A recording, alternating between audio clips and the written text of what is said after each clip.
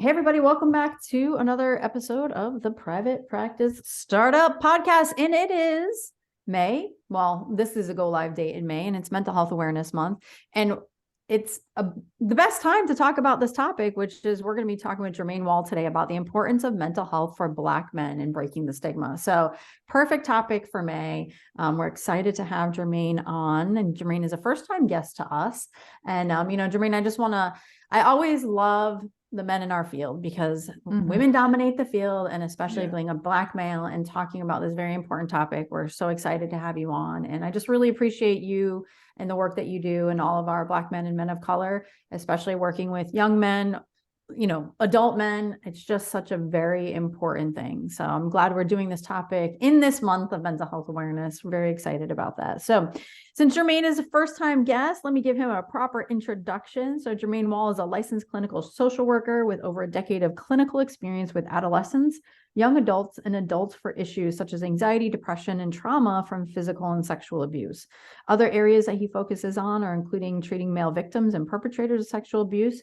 And Jermaine has worked in a variety of settings such as hospitals, schools, and residential facilities. So deep work. He's in it. He's doing the work and really helping our young men and adult men, really thrive and flourish. So appreciate you on that. So I'm excited. So hello, Jermaine. Welcome. Hey, thank you. Big fan of the show. Thank you for having me on. And I just appreciate your time.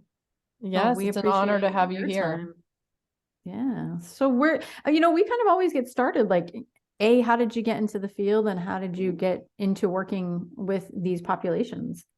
For me, it kind of started in my work volunteering. In undergrad, I wanted to do advertising and marketing, but I eventually volunteered with like Keep America Beautiful organization. In my work in building community gardens and in my work in doing recycling programs, I enjoyed that a lot more than the advertising work and stuff.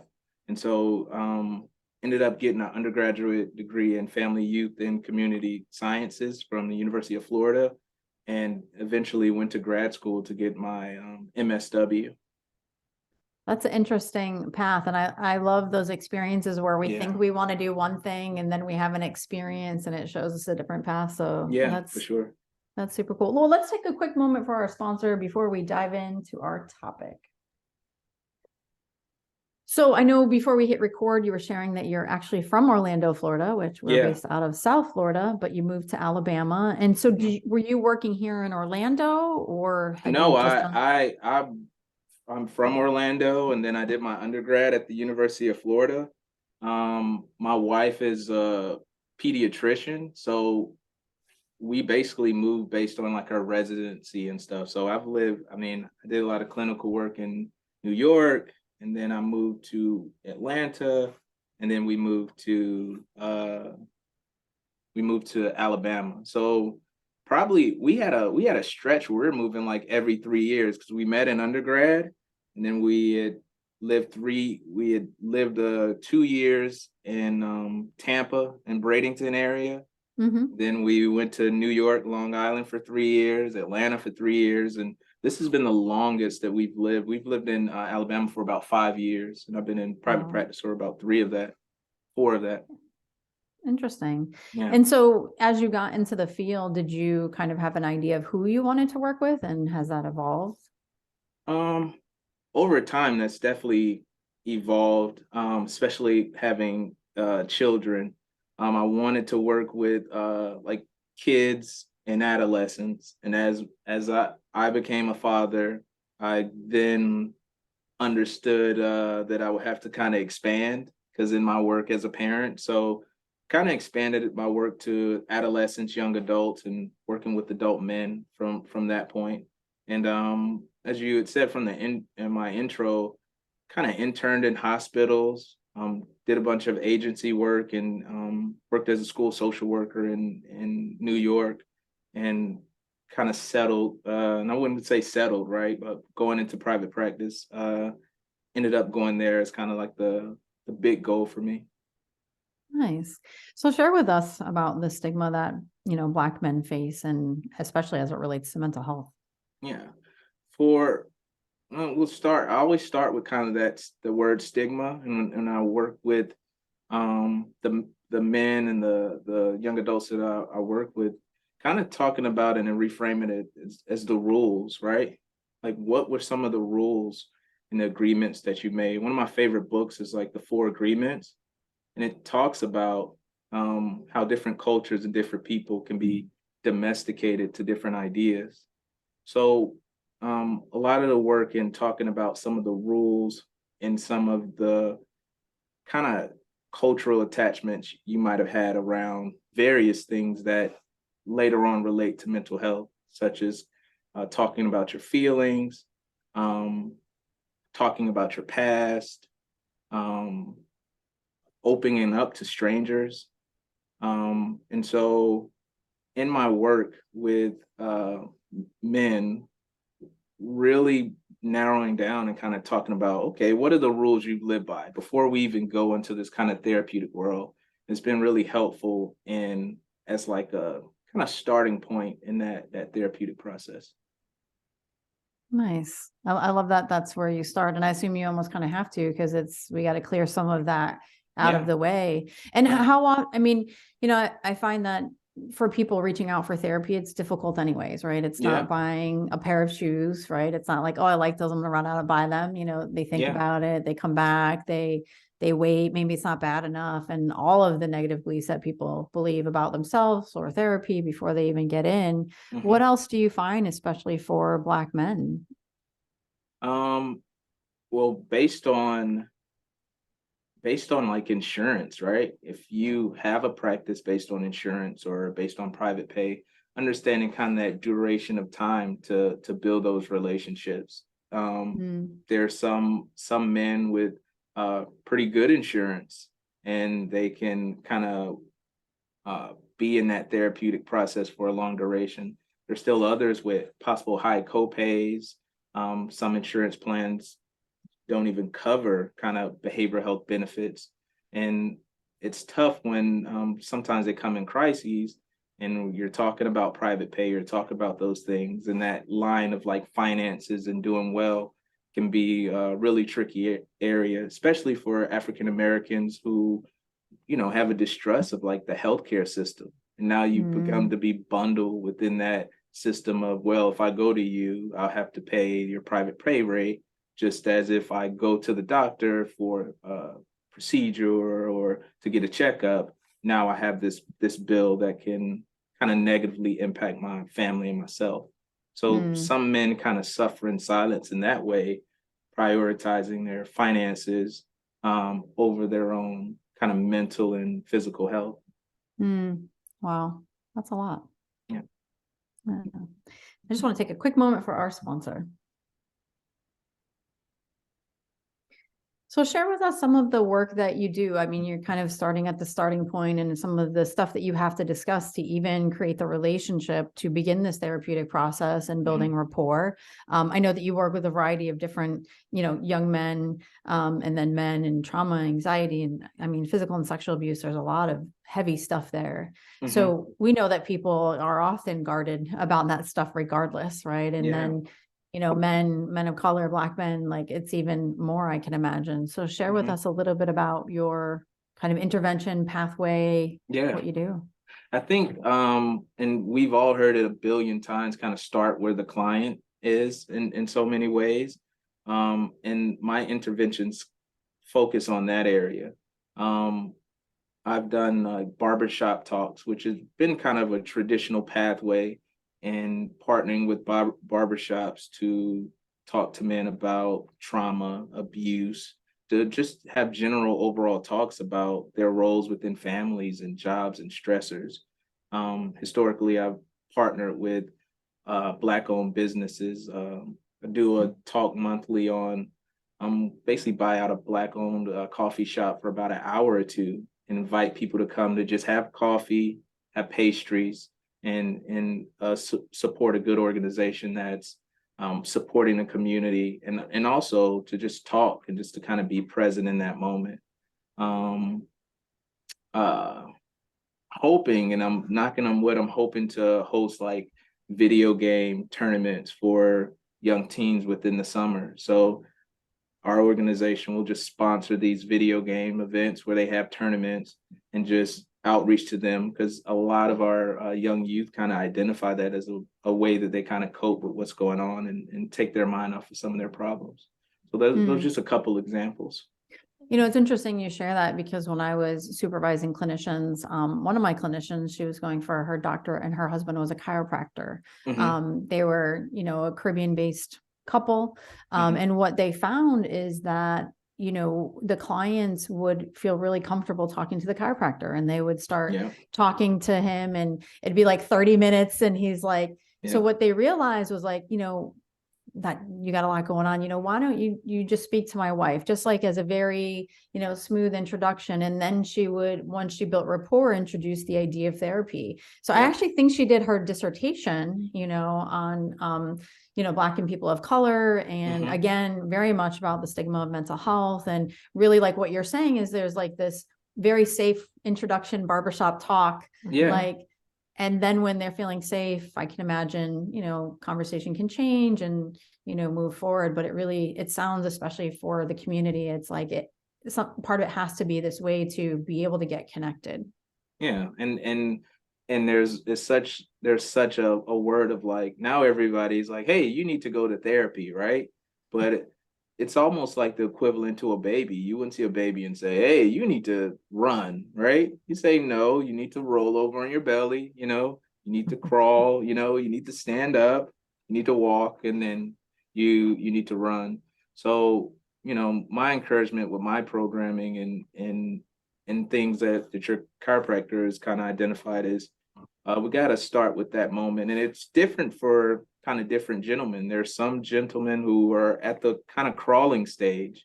And so you can probably start at another level of like introducing them to maybe some supportive groups, maybe spiritual organization, churches, or psychoeducational talks. And there's still others that don't trust other people based on those rules that we talked about previously.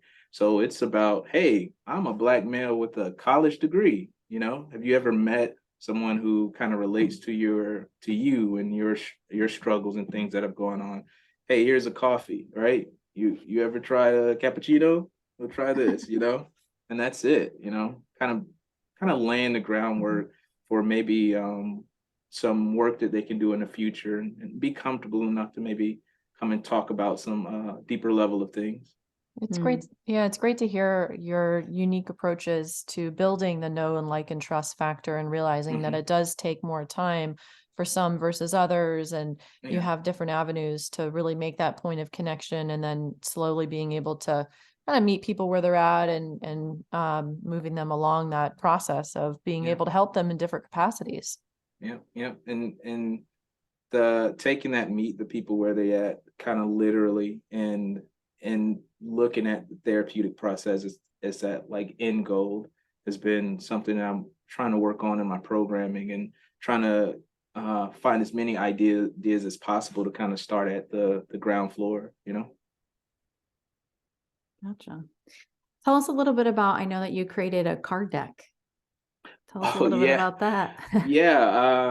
I've been in private practice for about 4 years, and you know, when you start your practice, you're getting the Jenga, right? You're getting the Monopoly, you're getting the like every clinician, we have the same games to use to kind of engage clients. And what I found is it's effective in engaging the clients because they're traditional games that they've known, but there's still a gap in kind of some of those therapeutic terms and some of the therapeutic interventions that we want. So I developed this game called like a coping skills matching card game. So it's a traditional matching card game, but the pictures on there are various coping skills that people can practice. So instead of it being Spider-Man and the Hulk and things of that nature, it's a varying amount of coping skills that we can use to kind of engage clients, not only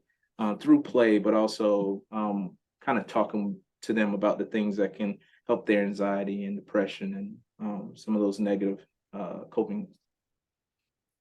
Gotcha. And so do you use this for both kind of, adolescents and for men as Yeah, well? yeah, my high schoolers, and it's great because you can, for some of my high schools, I'll just shuffle the deck, and I'll give them 3 cards, and we'll talk about, just go out and practice these coping skills. And it's such an exciting way to practice.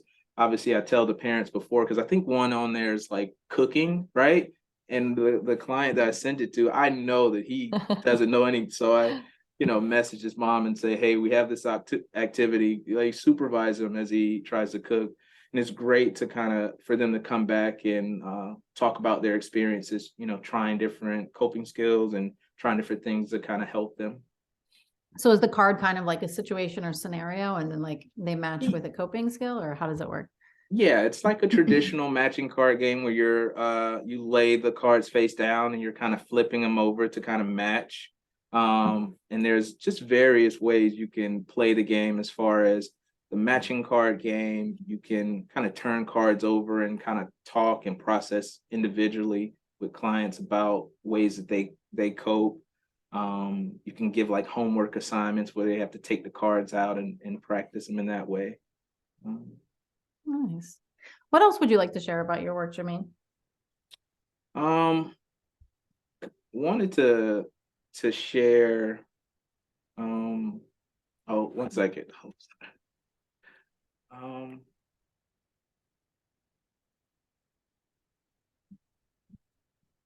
Oh, I think that's it. Sorry, guys. I know you're recording. I don't know if you can cut No, this It's part. okay. No, We'll we edit can it out. we can cut Yeah, it. don't And worry just about so it. you know, Yeah. I'm on mute because all of a sudden my neighbor, like right after we hit the record button, has decided they're sawing down a tree that's like legit right next to the Oh, room. Lordy. So We I don't can't know if you hear guys it. can hear the chainsaw. It's really loud on No, my I didn't. end. Yeah, I didn't hear Okay, anything. that's why I'm like Okay. sitting on mute, and then they pause, and I'll take it off for a second. But Yeah. we'll cut this out, Jermaine. So if you want Yeah, I to, didn't. That's No all I worries. had with the stigma stuff. I'm sorry, guys. I didn't Oh no, you're even fine. have much to plug. Like, yeah, no worries. yeah. Would it be helpful if we asked, like, what can we do to support, breaking the stigma? Kind of, Yeah, would that be yeah, like a wrap and you up? know what? Yeah, you can ask that, and I'll just talk about some organizations that exist to Okay. kind of help. That's a great question. Okay, great. Okay, perfect. So So I'm I'll just gonna, re-ask the Yeah, question. yeah. Go ahead, Kate. okay. Oh, are you gonna clap? No, go ahead, clap. You want me to clap? What? Yeah, go ahead. And then are you asking a question, or you want me to No, ask? you can ask it. Go ahead. Oh, I thought, okay. All right. You confused me there. Let me just take a sip of water. 1 second. So now you get to see the editing behind the scenes, Jermaine. You guys really can't hear this? It's so loud. No, No, we we can't hear can't. anything. Oh, I'm Nothing. so glad because Technology, it's it's- technology. It's blocking out your background it's noise. these earplugs. Thank God it's working, because I was like, this is crazy. All right. Jermaine, we so appreciate you being here today, and we'd love to hear from you. How can we as clinicians continue to support this process of breaking the stigma for, regarding mental health counseling and services for Black men and Black women as well? Mhm. I think it's important to, as we go out and find interventions, to look for programming that's kind of starting at the ground floor. There are multitude of organizations here in Birmingham. There's an organization called Brother Let's Talk, and they host barbershop talks, and they host events throughout the city. And there are other organizations such as Black Men Run. It's a healthy brotherhood of African American males that go running and provide a place for men to kind of congregate and be together at a different level. So I believe we do a lot in like looking for interventions as clinicians, right? And I think the next level for us is to find, whether it's talks, whether it's meetups for some of our potential clients, to kind of work at the ground floor, and maybe even for the wives or the daughters or the aunts or uncles or of our clients to just have these resources. That way, therapy for Black men isn't a crisis. Okay, it's a 5-alarm fire. You have this situation going on. Now go to therapy. But it's a process that might have started, a year or two prior to them being in that crisis, so they can feel more comfortable participating in the therapeutic process. You know, I'm just curious to know, since you do work with adolescents and you're referencing like, you know, a lot, the stigma of mental health overall has like decreased, right? And the generation now, it's kind of like a badge of honor, like, well, I'm going to go talk to my therapist today about that. Yeah. What are you finding in the Black communities with younger people? Is it still as much of a stigma, or are they part of that generation that sees therapy as, you know, something that's helpful? What are you seeing? Yeah, I do agree. Like this TikTok generation, they'll come in the session saying, "I have childhood trauma," like off the bat, you know, during the sessions. And so finding that they're definitely more aware, right?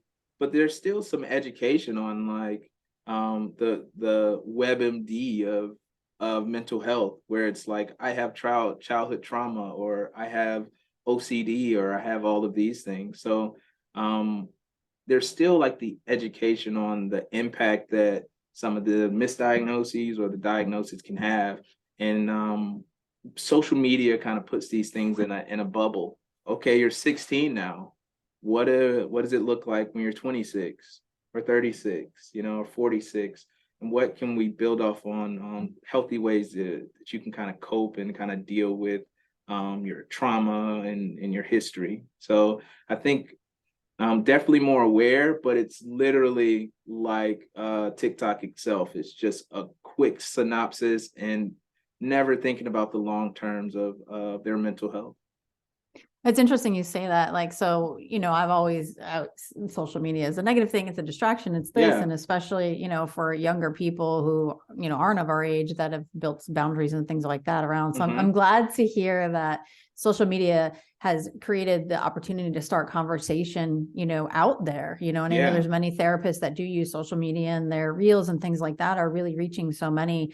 That reminds me of a woman we had on before, where she kind of, I don't know if it was TikTok or Instagram, but she like blew up, like literally like had 1 million views, but then she started educating and really connecting to people. And I find that that's amazing. And if, you know, adolescents are coming in and saying, I've got childhood trauma, it's like, well, great. This is a perfect opener for us to do our work. And, you know, so that's a good, I like to hear that. Yes, that of course, there's probably a lot of misinformation and education, but they're much more open. So, and I'd like to like take that time to even thank all of the clinicians that are putting their work on social media. And we understand the misinformation, but those who are licensed and kind of care about their clients, it's been great.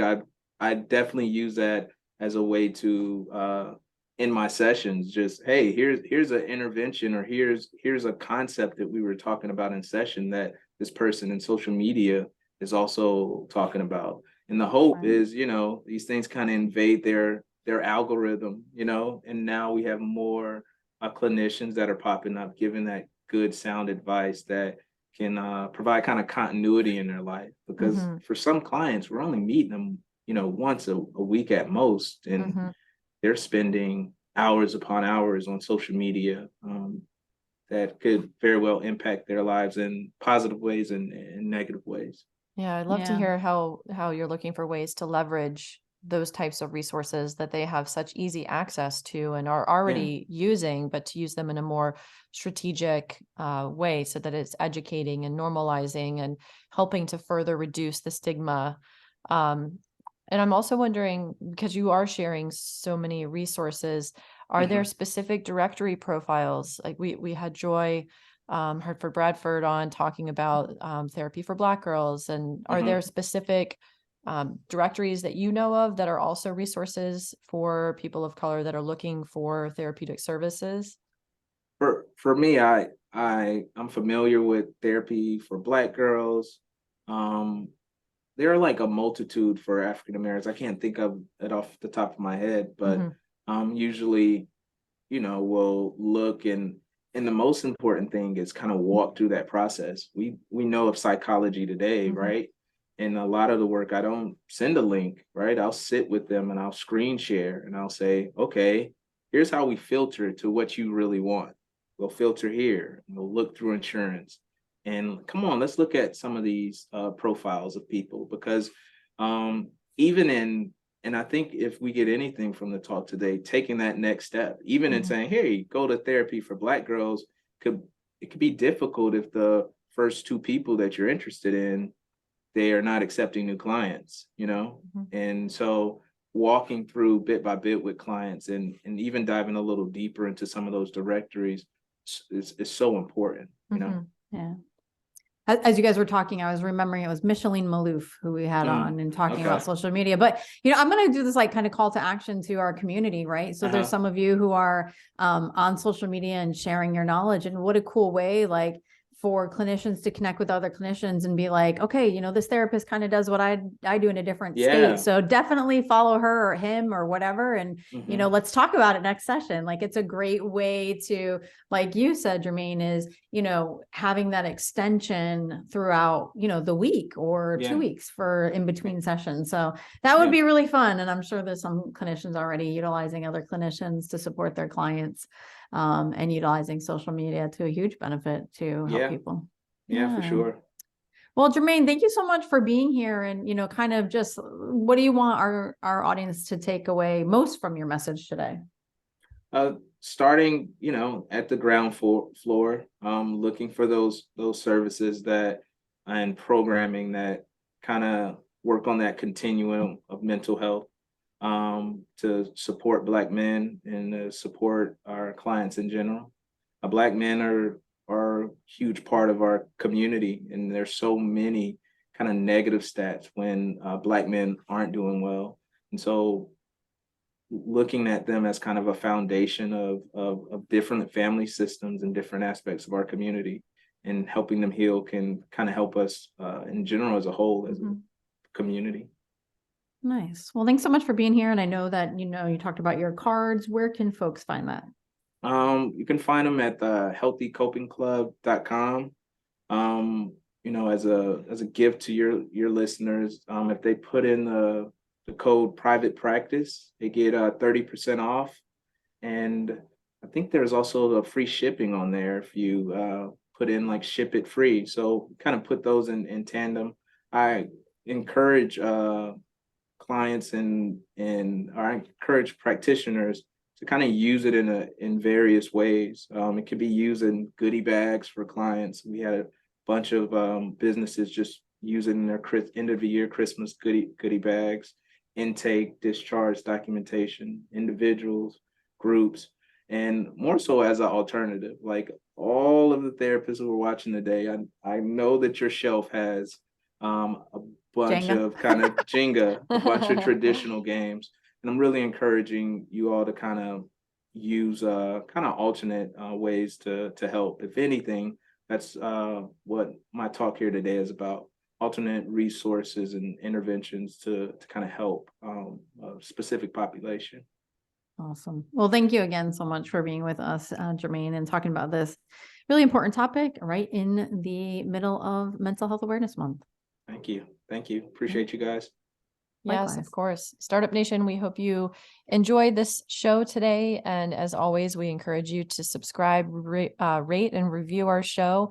You can find the link to do that on our show notes page. And if there's a friend or a colleague of yours that you think could really benefit from hearing this episode, definitely share it. We really want to spread the word and help as many private practitioners across the globe so that they can help their clients in the best way possible. So we're all really making that really big impact.